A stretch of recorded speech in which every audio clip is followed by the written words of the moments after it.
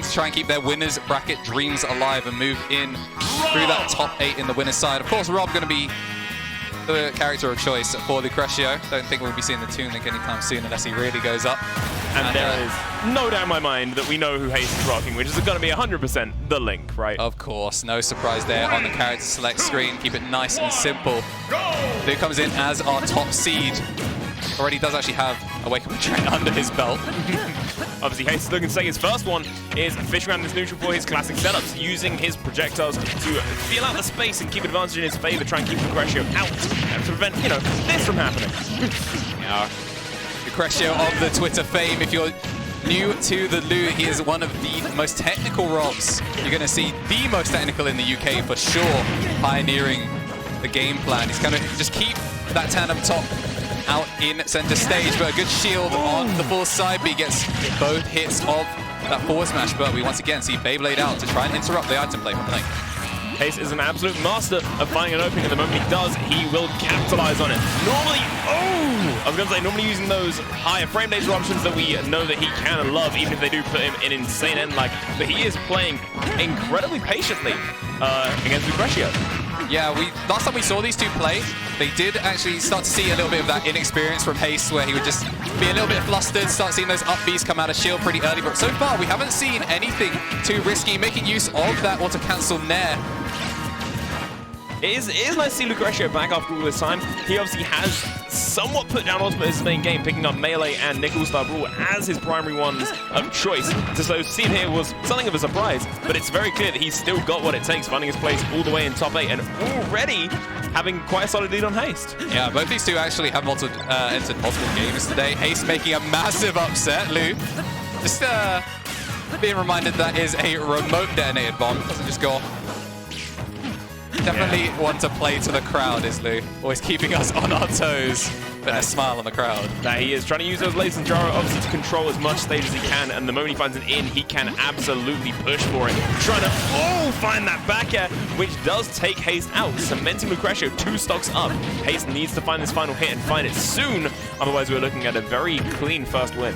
Yeah, and Lu almost treating this like a little tech drill, just doing a couple of pseudo wavelands there. He's actually taken around about 30% that he didn't need to, but he's still sitting relatively healthy on his first stock, trying to make the game come to him. Just want to say, I absolutely love, we see a couple times Hayst has dropped that bomb down, and it's completely stopped Gyro from covering the options that Lucretio wants it to. Yeah, obviously some characters don't have the easiest time getting in against projectiles, but Link with a couple himself. Hayst very good with item play. This time not going to get baited into picking up that low spin top and just keep Lu stuck at the ledge. Lu seems pretty happy to play there. The trade, that's so unfortunate there. A second lease on life. This robot definitely well past its expiration date. We're going to see a misinput there, so no punish there on the up B out of shield. And unfortunately, that habit looks like it might not be quite kicked, despite the little bit of the 2-year time skip. That it is. Hayst just honestly desperately trying to find any of the big hits. He's seen that his up smash can be straight up interrupted, so he hasn't really gone for it since. We've seen a few up Bs. This should be a kill for him, though Link doesn't have one, right? No, it isn't! Lucretio living on at almost 180%. Hayst floundering trying to find this final kill shot on his first stock. Yeah, I mean, may not be a traditional heavy, but definitely in the online area, like, people have finally realized that Rob is not exactly the lightest robot. There's some heavy steel in that trunk.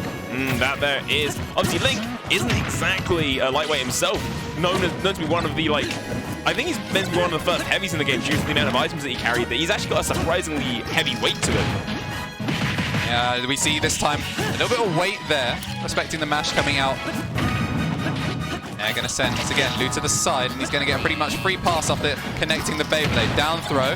The mash out tries to make use of the bomb himself, but he's just going to cover the option. Burner boost comes out and 2 back airs, but no speedy recovery there from Hayst.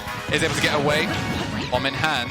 Yeah, he's covering the space, waiting for Lucretio to grab the bomb, and using that as a time to capitalize on the end. Like gyro snipe to take game 1. That's Lucretio 1-0 up. A strong performance from the top seed. Definitely having fun with this one. Maybe Hayst, not quite as much.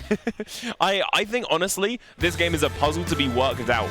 Both of them are kind of like butting heads at the moment, figuring out how the other one plays to just try and work around their usual setups. Because a lot of the stuff we're seeing so far is stuff they're known for. Hayst is using his projectors to control the space, putting down a bomb in the middle, going over the top with boomerang, stuff like that, to try and stop Lucretio's approach. Lucretio's wrong. He doesn't need to approach. He's using that gyro in a similar way and then using laser as something of a zoning tool which covers his approaching options if he so chooses. And the moment one of them can get a download on how to approach these scenarios, we could see a huge disparity when compared to that game one. Yeah, sometimes you do see it with characters that are a little bit more item heavy, that once they play into someone that also has a pretty decent item game, sometimes the game plan falls apart. Obviously, Lucretio is good as they come when it comes to the items. So Hayst now has to be a little bit more cautious on when he pulls out his bomb, because whilst we've seen it get a couple of explosions, nearly trying to finish it off with just 42% on Link. Lucretio has all of his boosters burning at the moment, and he's not going to calm them down until he takes this stock. Oh, Hayst with the taunt right in Lucretio's face before he approaches. We can see this is a mental game on two halves. And this is, I really do like to see that from Hayst. Obviously, a younger player, a little bit more emotional, has matured as has started to age a little bit more, but sometimes you just need that little bit of a taunt to pop yourself up. Obviously, Lucretio wants to play full force and definitely willing to play the mental game. So if you can answer right back, see if he can walk the walk and talk the talk. That was very nice. Use the jump down. It almost is a pseudo tomahawk to try and cover Hayst, thinking that he's going to do like a back air or something, and then burst it out with a side B instead. Yeah, really nice angle coverage there. It looked like he might have actually gone for a dare, and Hayst was trying to position around that, catches the tipper of the back air. Unfortunately, not going to be long for this world. Nice tech there from Lu. Pretty simple stuff from him. Quite happy to take the damage for it, as long as he gets to show off just a couple new tricks. See, Lucretio might be 82%, but Hayst has only one setup in his kit that can just kill him. Anyone can really do that, to be fair, and that bomb is only encroaching on Lucretio's percent. The next big hit from Hayst could seal the deal, and that's exactly what Lucretio is avoiding with these very minor adjustments of movement. Yeah, I would like to see whether Hayst is actually able to try and use the gyro against Lucretio. He's someone that's been very big on mapping out what your character can do against the robot. Sometimes second hit of forward smash is going to be all you need, but Hayst is starting to adjust to the pace that Lu is bringing him. Obviously, this new stage of Hollow Bastion has that similar layout to Smashville, which is bringing a little bit of new flavor to the set. Yeah, exactly. We've been seeing some actually really patient game from both of them. Lucretio waiting, as I just said, for Hayst to get up, and he calls out the jump perfectly with that up smash to take Hayst's second stock. Compare this to game one, and it's clear that Hayst is beginning to adapt. At this point, Lucretio was at like 180, but still had all three of his stocks intact. Hayst is slowly but surely picking this matchup up and making it work. Yeah, Randy F smash there definitely wasn't true or anything like that, but sometimes you just need to throw it out. Obviously, Link does have that small passive where you do get the sword beam whilst you're at 0, although not particularly useful for too long. He's trying to make some usage out of it, but it's going to be put away once again. That it is Lucretio gyro in hand. We know what he wants, and it's gyro nares. They're flashing out across the stage, because we've seen time and time again he can convert anything he wants from it. But a big Hayst up B, one of the iconic moves of this player, almost taking a stock already. Alright, it's forced Lu to go under Hollow Bastion, but no problem for the robot.